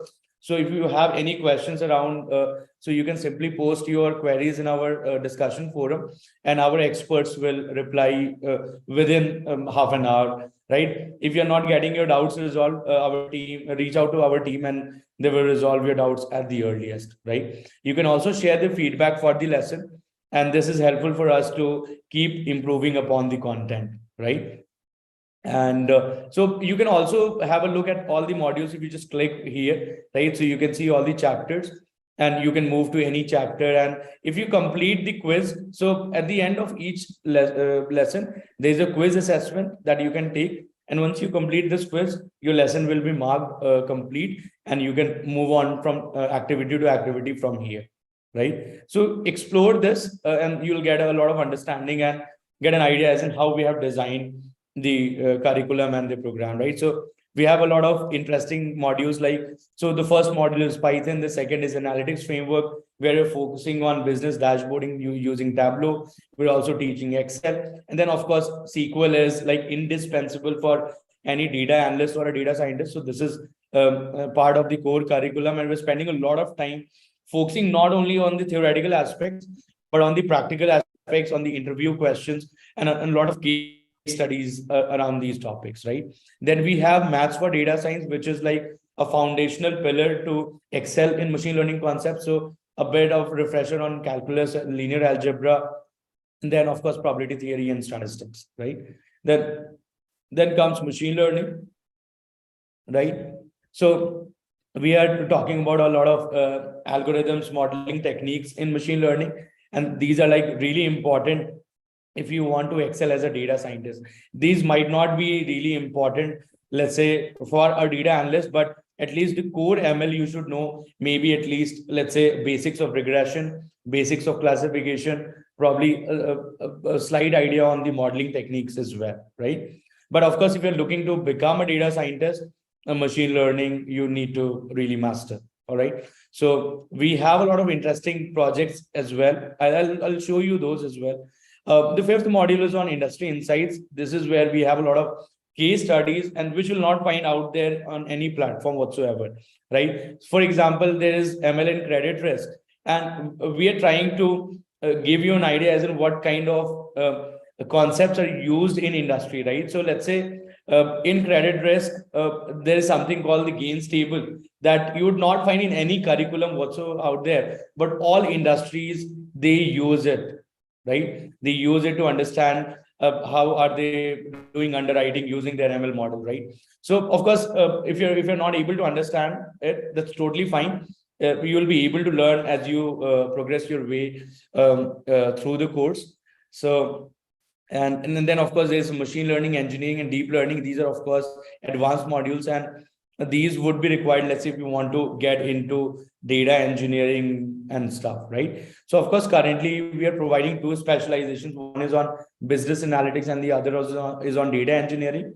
If you feel that you have a software engineering knack, or you are more interested in doing programming, then data engineering is a good career option for you.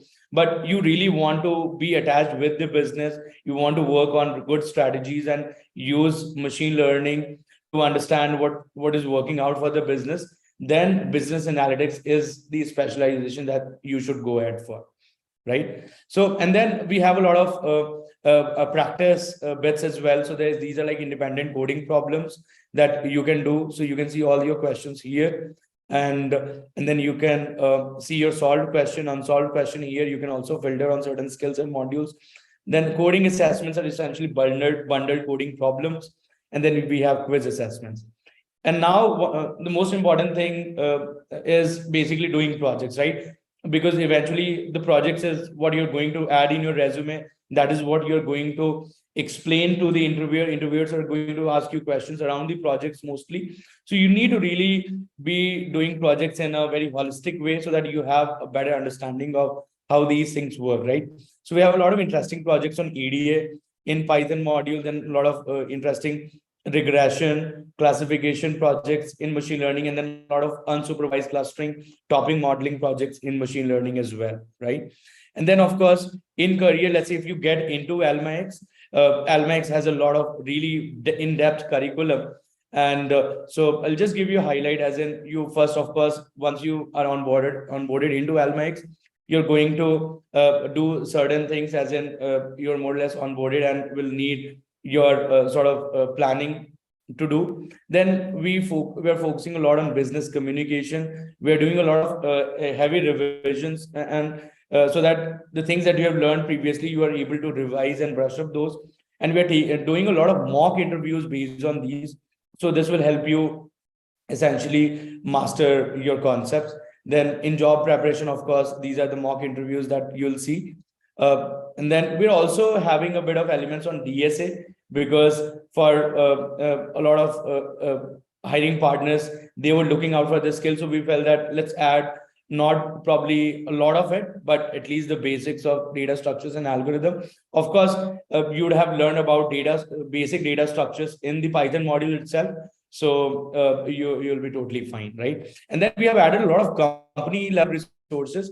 Like our students are interviewing with a lot of companies, and we are getting a lot of interview experiences. So you can go to each company, and you can see what kind of questions that these companies are more or less asking in their interviews, and you can find about what's their hiring process, right?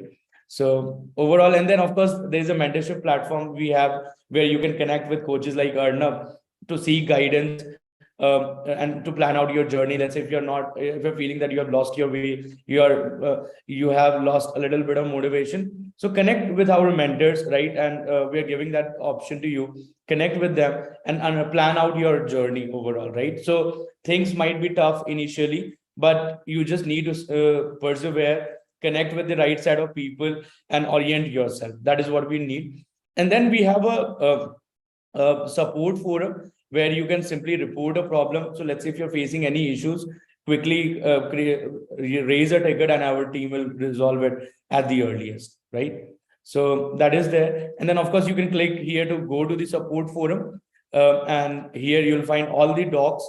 Our knowledge base around all the program and articles, and then there are forums where you'll find all the interesting technical discussions overall, right? And one important thing is we have a my performance thing. So you can go to my performance and see how you are doing with respect to, let's say, your cohort, or with respect to, let's say, the star students. So we have a star students program within our curriculum. So you'll get to know once you enroll. And then we are showing you, as in with respect to Almac students, how are you faring, right? Across categories like competency challenge projects, daily quizzes, and of course overall module, right? Now one of the most important thing that I wanted to show you is our community aspect, right? So once you enroll, you'll be able to join in our community, and this is more or less like LinkedIn or Facebook, but it comes with a lot of really good flavors. So like, let's say I am a student, let's say I belong from Patna, right? And I would want to maybe network or connect with people who are also from Patna and who are also going through the same phase. So let's say I search here Patna, I can find all the people here. And so like, let's say this guy named Anshu Singh. So you can find their profile here, and you can connect with them if you find that these are like relevant people for you to network, right? And then of course there are a lot of really good spaces that you can use to relax yourself. So there is a space like Chill Space where people are sharing a lot of really interesting memes, and this can really make your day, right? So because we know that you cannot be studying or learning all day, you really need a place where you can vibe and chill with your peers, more or less. So that's why I feel community is at the core of our offering, right? And then there are a lot of other things. So if you want to refer your friends, and if they successfully enrolled, will be getting 1,500, right, for each successful referral, and you can redeem your rewards through a lot of gift card. So gift cards are available across prices, so you can use them. And soon enough we'll be also launching a cash payout where you can simply get a cash as well, right? Also, you'll be able to see all your certificates here, and you'll be able to add those as LinkedIn credentials as well, and you can share with your community externally, like LinkedIn or Instagram, and you can simply add these as LinkedIn credential, and it will automatically get added, right? So this is something that we have built for you so that you can brag about your achievements, and that makes a lot of sense, right? And then also you can do is switch cohort. So this is something that we have provided a functionality. So let's say you have fallen sick, or maybe you're not able to continue because of your time commitments, your college curriculum has or commitment has gone up, or maybe you are seeing a surge in your work requirements, right? You need to maybe put in more hours in your work. So let's say if you're not able to keep up with the program, what you can do, you can switch your cohort as well, right? So we are only giving a functionality to switch to a newer or later cohort. So for example, in this case, I'm enrolled in cohort Jerusalem, and let's say this is the topic which is the most latest topic. But now let's say I was in Python, I was not able to complete the Python module even though I was in cohort Jerusalem. So what you can do, you can, let's say, enroll or switch your cohort to cohort Venus, and you can start learning again. So you can essentially resume learning. So this is a very important feature that we have built, because we understand that we need to understand your time commitments as well, because we cannot be really pressurizing you that, hey, you need to be doing this by this time or on this particular day, right? So we are giving that level of flexibility so that you can plan your way, you can plan your journey with us overall, right? And then of course you can view your tickets from here, and of course you can see your details, your profile details. So overall, this is the platform walkthrough I just wanted to do with you guys, and now I hope it's pretty clear to you. Of course, so let's say you're interested or maybe you want to explore web development, so you can switch your goal here easily, and then you'll be finding the corresponding resources. And now here, from here on the right hand card, if you click on these, so you'll be able to join the live class. So I'll just show you as in where our live classes happen. So this happens on a third party platform named AirMeet, and it's a really great platform. We're not using Zoom like we're using for this masterclass. In fact, for future masterclasses, we're also planning to switch to AirMeet, because AirMeet is such a great platform. And here you can, let's say, view your schedule. So for example, there is this class which happened, I can watch the replay, and I can also watch all the chat that's happening more or less, and I can go to the polls or maybe the Q&A which has happened, right? And then there is I hope all are doing good. Right, and then there is a lounge area. So this is a place where, So what we do initially, once the student enroll in our program, we ask them to file their team nominations. So we encourage them to make teams. And once they share their nominations with us, what we do, we create a table here. And now these tables are accessible 24/7. So let's say I am part of this team called Software Chasers. I can go ahead and join, and I can start doing audio, video, and screen sharing conversations with the folks who are part of these groups, right? So this is something very unique to us. And now you can definitely leverage it to do a lot of group focused learning with us. All right. So now I think we are ready to take a lot of question and answers, questions that we have received in our chat. So probably Arnab, I think. So the cohort change, I think, guys, we are allowing it twice as of current, right? But let's say for some very some critical reason, we can allow it, let's say, more than twice. But we don't want to encourage people to keep switching cohorts, right? Because we want to instill a certain sense of discipline in our students along their journey, right? So the duration of our LMAX is how long? So LMAX duration is around 3 months, because you are spending a lot of a month on building your portfolio, doing a lot of business communications and training, and then of course your revision. And then a month is more or less spent on doing a lot of rigorous mock interviews with our coaches, right? And once that happens, we now share your profile with a hiring partner. So that process more or less takes around 3 to 4 weeks, and then you get placed and essentially happens, right? So Abhishek, I think you want to see the LMX curriculum, definitely. So I'll definitely not hesitate. So I'll show you again what is the Alma X curriculum looks like. So if you go to career here, so of course, so this is visible to me because I'm already here as part of Almax. But if you look at all the modules that we have here, so Almax resources and guidelines, this is something that we are mostly started with, because we want to, and then there is a career coach and champion which is going to be allotted to each and every student and in the Almax cohort. And then there's a chapter on job essentials and trackers. So some of the elements that you can go through on your own to learn about what's the job preparation kit, how to apply for jobs and all. And then there is a module on business communication overall, right? So overall 7 weeks, in fact 8 weeks of business communication is there, and these are on a lot of different aspects, right? So like the first week is on focusing on strengthening your grammar and communication. The second week is also the same. The third week is on how to present yourself, on personal branding, on leadership and motivation, right? And similarly, we have a lot of themes on which we have provided business communication. Then there are a lot of learning revision that you need to do. So if I just collapse, so there are total 4 weeks of learning revision that you will do in parallel with the business communication. Then there is a job preparation bit, right? So you're going to do resume building and interview preparation, right? And then there are a lot of practice sessions. There are a lot of mock interviews that you're going to do with your coaches.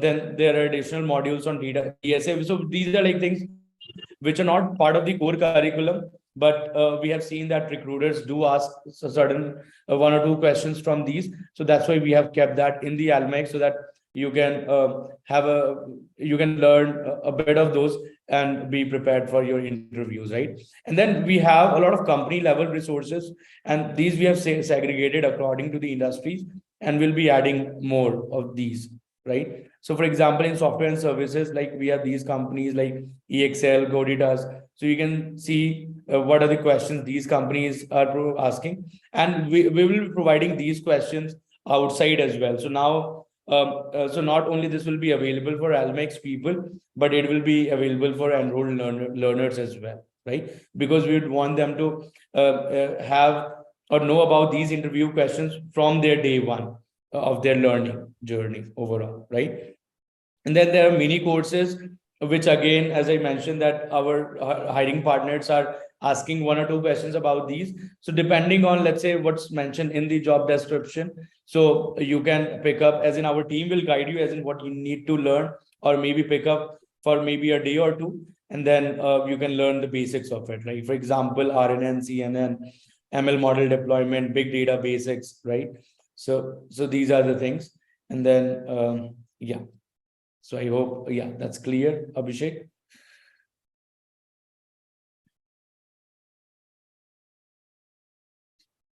So in the dashboard, I think, so there's a question again. In the dashboard, people are not seeing industry insights. So you'll be able to see, and we'll be adding that in a place. But as of now, let's say if you're an enrolled learner, if you're not able to see, we'll get that added. But at least here is the 5th module. So I'm sure you should be able to see. If it's not visible, I think, yeah, please reach out to us, and we'll resolve it. Okay. So shouldn't be happening, but we can. I'll try to check with the learning team, and we'll get back to you. Right. All right. Any common question, Arnav? Do you want to answer? Yeah. Actually, I was seeing a lot of this thing. So one good question which came was, I think Hasnan said, SQL and Python are same, so both fetch data from data table. So not exactly, right? So the key difference between SQL, and I saw this in form of some other question also earlier. So they don't fetch data from a data table. To think about a fact that SQL is there, right? SQL is basically a query language wherein you fetch the data from a database. Python is more of a query language. It's a tool, right? Which will also help you to write that query and connect to the database. So Python is more like a gift wrapper, which can wrap around that SQL so that you can make an effective connection between place 1 versus place 2, right? So it's not the same, but it's very similar to each other. It's not exactly the same. Right. Totally. And Python, in addition to the SQL piece, right? In addition to the SQL piece, it also gives you enough kind of playground to play around with machine learning things, data EDA things, and all those things. SQL, on the other hand, is core querying language. And why do you need to learn both? SQL, because at some times you cannot always use Python to write codes, right? You might need to just go into the database, do a quick search, get the data, look at the data, and do the respective need, right? So that's the main requirement of using both the things at the same time. Right. Does that answer the question? Yeah, totally. Also, there's a question from Siddharth: is Almax self-paced or there's a live? So Almax is so there are a lot of live sessions. So there are a lot of live group discussions.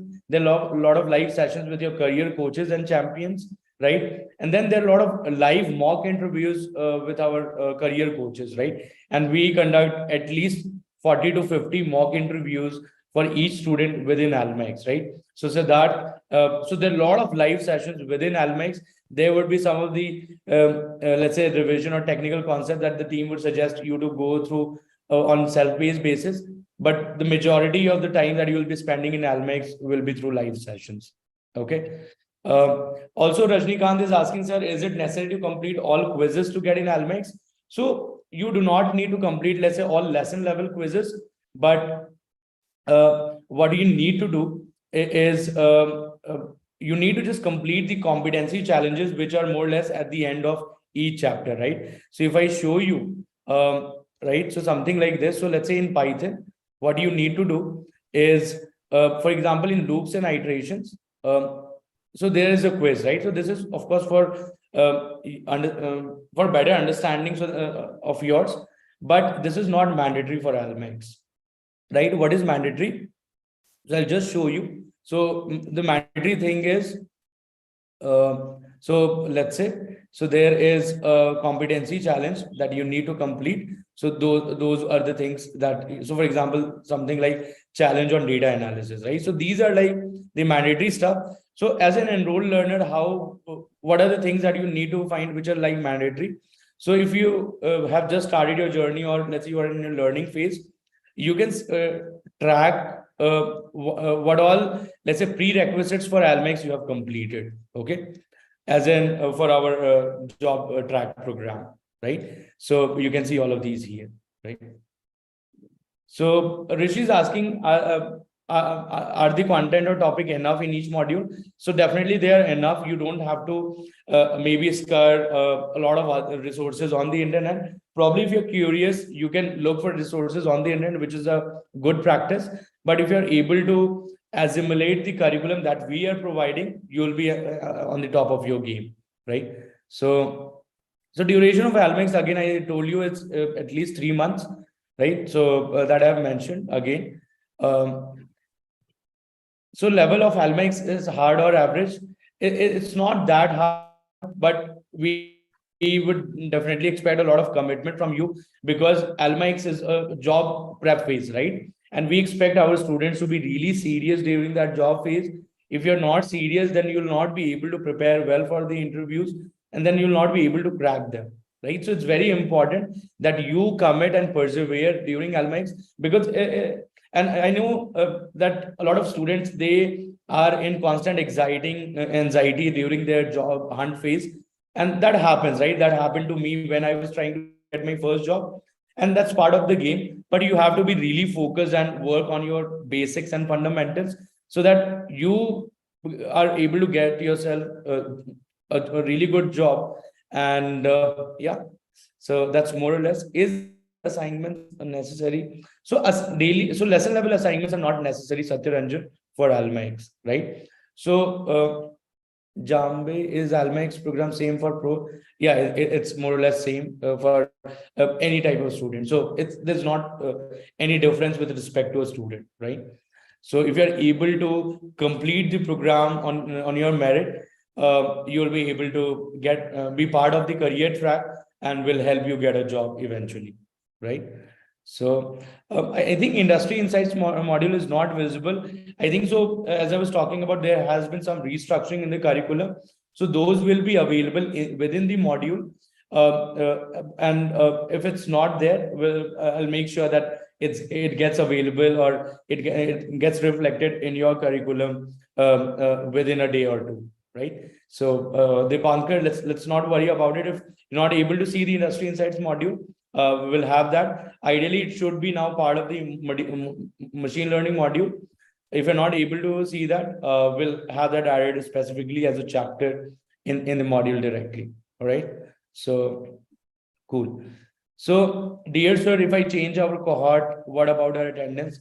So, attendance is not mandatory. We are not mandating or making it compulsory, because we realize that our students might have a lot of other commitments, and this is not a full-time program. This is just a part-time program. So that's why we are giving that flexibility. So we are not making attendance mandatory or compulsory, but we do encourage that you keep attending the classes on regular basis, so that you do not lose your focus, and you do not lose your motivation, right? uh,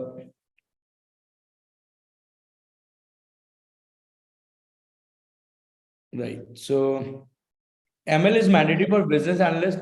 So core ML is necessary for business or data analyst, right? So even so, in a lot of industry, a lot of, let's say, even if you are hired as a risk analyst or a data analyst, a lot of analytics work that you can expect to do could be around the ML predictions as well, right?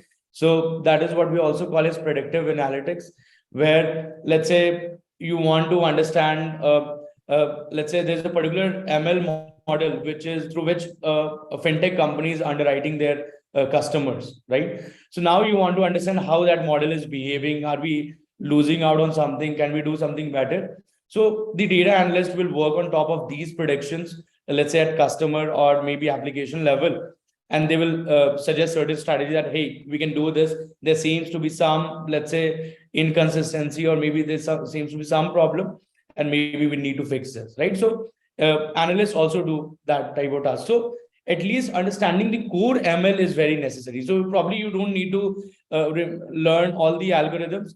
At least the fundamental algorithms such as linear regression, logistic regression, very basic modeling techniques, right? These are like important things that you should be knowing, even if you are joining as a data analyst role. No one would expect you to maybe know deep learning, NLP, or maybe, let's say, unsupervised learning. if you're applying for a data analyst role, but it actually helps you in a way to move quickly through the team or through the ladder, right? So if you are a data analyst, but you also know machine learning, that is like a very good asset that you have, and you can leverage that to your advantage. And I think I can add one thing what Vikas you said, rightly said, right? A company will invest in you. See, when you are an asset to an organization, right? From a company perspective, right? If you know that ML piece of it, the company would not have to hire a data scientist after 2 3 years. I think someone also asked this question in this, right? That data analyst becomes a data scientist with 2 to 3 years. Of course, if you have that prerequisite to become a data scientist, why will a company invest in some other person to hire a data scientist, right? So that becomes a very effective way of proving your credibility in front of the organization, so that you can transition your career, you can transition to the goal which you want to be, right? And also help company in the long run, right? So people would love to have those folks who have both kind of skill sets. Right. Totally agree. And so I think we have already struck 2 on the clock, and we'll take few questions and then we'll wrap up. So probably spend 2 3 minutes. So Gaurav is asking a genuine question. So I am in cohort Jerusalem.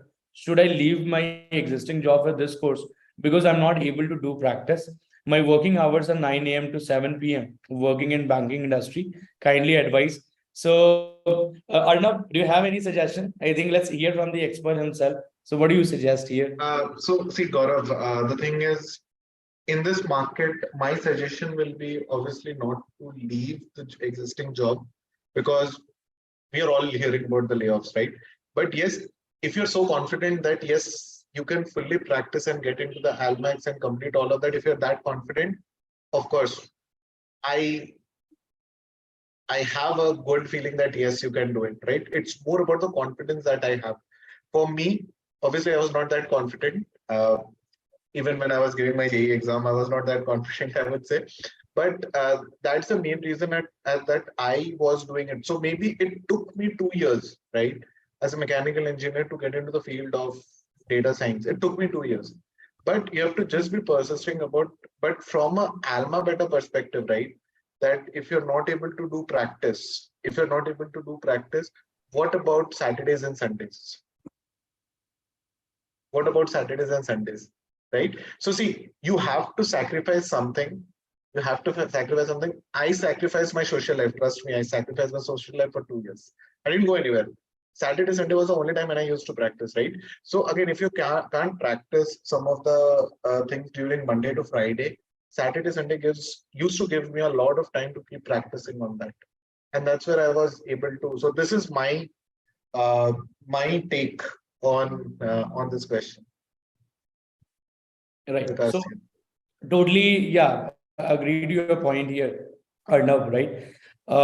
So I think we have a couple of more questions. So I think Siddharth is asking, can a person from non-tech background learn ML engineering since it is not compulsory, but just yeah, definitely. So I think so. Let's say if you're really planning to transition to a data science job, or right, so at least let's first focus on the fundamentals, which will help you actually get a good job. And now, once you have that understanding, you have that fundamentals covered, you can definitely go ahead and learn ML engineering and deep learning, right? Because those are also very interesting. And let's say if you want to learn how ChatGPT works, you definitely need to learn about, let's say, transformer based deep learning models, right? So you can do that, but I would suggest if your fundamentals are covered, then only you should move ahead. Otherwise, focus on mastering SQL. That's like indispensable. Master Python, master your, let's say, basic statistics, basic probability, master, let's say, Excel and Tableau, and master, let's say, core ML, right? So you should understand what is even machine learning, how does it work. You should have that basic understanding, and then I'm sure you're able to jump ships here and there, right?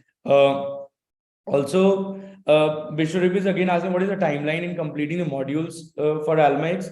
So usually, let's say if we are devoting maybe 2 hours each day, 2 3 hours, so you should be able to complete this all the modules which are like prerequisites for Almax in like 5 to 6 months, right? So that is because that also depends upon how much commitment that you can do, right? So if you are a working professional, you're not able to maybe attend live classes. You're only able to, let's say, take out time during the weekend. So if you spend maybe, let's say, 4 to 5 hours in a week, you can expect that you can take around, let's say, 7 months to complete the program overall, right? But of course, it depends upon your time commitment, and we'd never, let's say, encourage you to leave your job, as Arnav mentioned. And but if you can do it parallelly, maybe you can talk to one of our coaches and seek guidance and plan out your journey, right? So if you're confused about what you should be doing right now, if you're planning to maybe take a big jump, please consult or take guidance from our expert coaches and then only take some action, right? Because I would like to take one more question which Abhishek told. Shall we get directly data scientist? Can we get data scientist job directly from Alma Beta? See, data scientist position can be given by anyone, right? Trust me, position doesn't matter. The designation doesn't matter to anywhere you are going, right? Trust me, from a matter of fact that I am there in the industry for the 9 years. I have been a data engineer. I was a data analyst. The work which you are doing, is that a data science role, is what you have to ask the question, right? That is point number one. Yes, some banking industry, for example, I would say Morgan Stanley, Goldman Sachs, they hire data scientists, but they give the designation as associate or analyst, right? They don't even give the data scientist position. So does that mean they don't do data science? They obviously do data science. So look more for work that gives you data science opportunities rather than just the position or just a designation. Right. Because I've also seen cases where, let's say, the position would be of data scientist, but you might not be doing actual data science work. So in my experience, I was a senior associate at HSBC, but I was doing core data science work, right? So with my designation, no one would, let's say, believe that I can be doing data science work. But that is how this sort of structured, right? So let's not get confused by, let's say, the role name or something, but try to understand the job description, right? That's important. What's the core roles and responsibilities in that job? That is what you need to focus more on, right? Yeah. So see, Abhishek, I think you can become either a data analyst, you become a data scientist or a data engineer.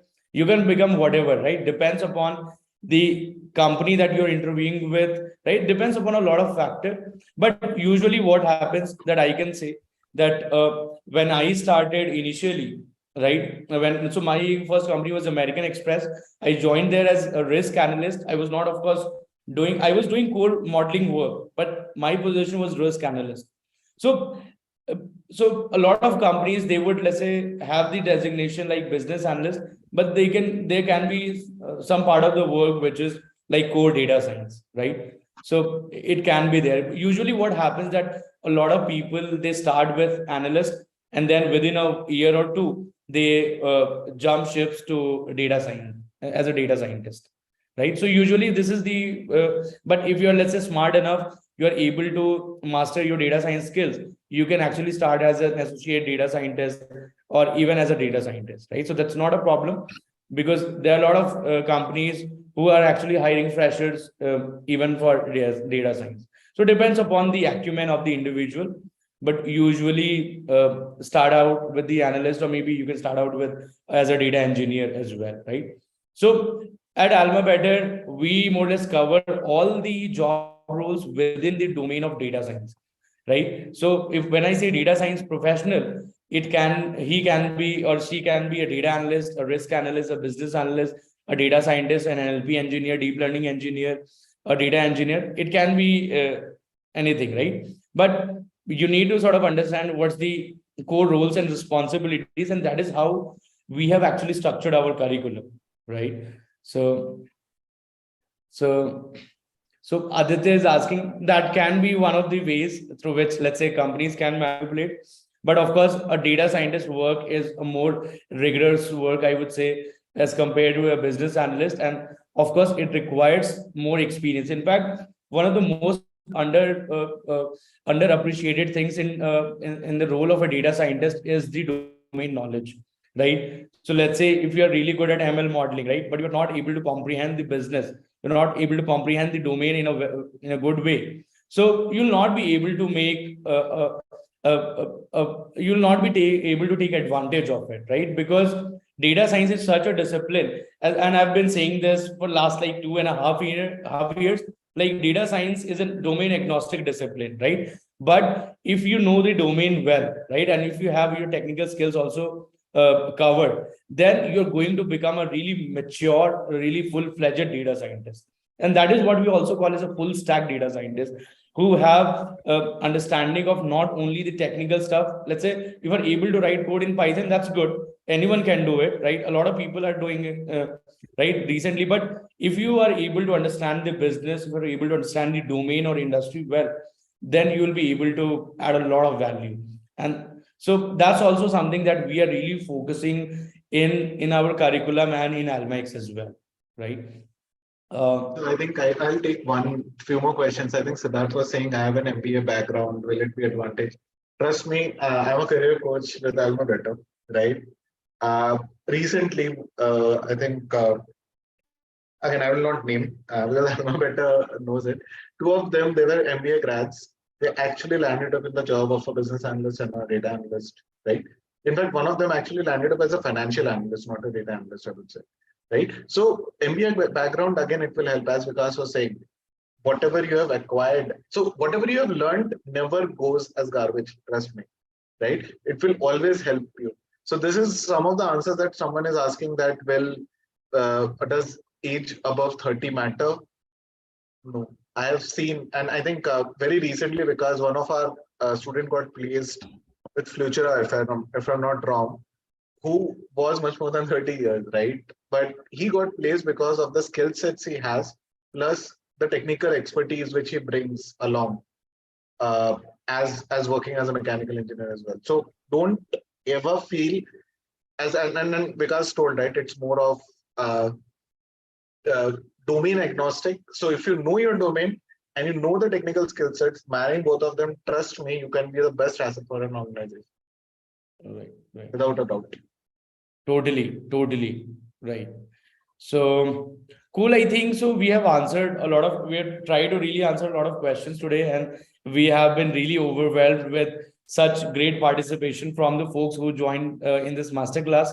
So first of all, I would like to really thank each and everyone who joined this session. And I know this session went for more than 2 hours. So really appreciate the time you guys have taken out on Saturday, when a lot of people actually they prefer going out and spending relaxed time, right? But again, thank you so much, guys, for joining in this session. It has been really great, and I hope you're able to gain a lot of understanding about the current job market, right? You are able to learn about how you can excel in the field of data science.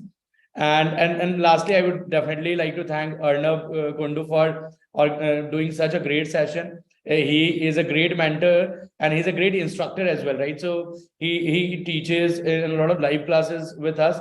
So if you want to learn from Arnav, please enroll today. I've also shared the coupon code on the chat, and use the coupon code FLY30 to get 30% off.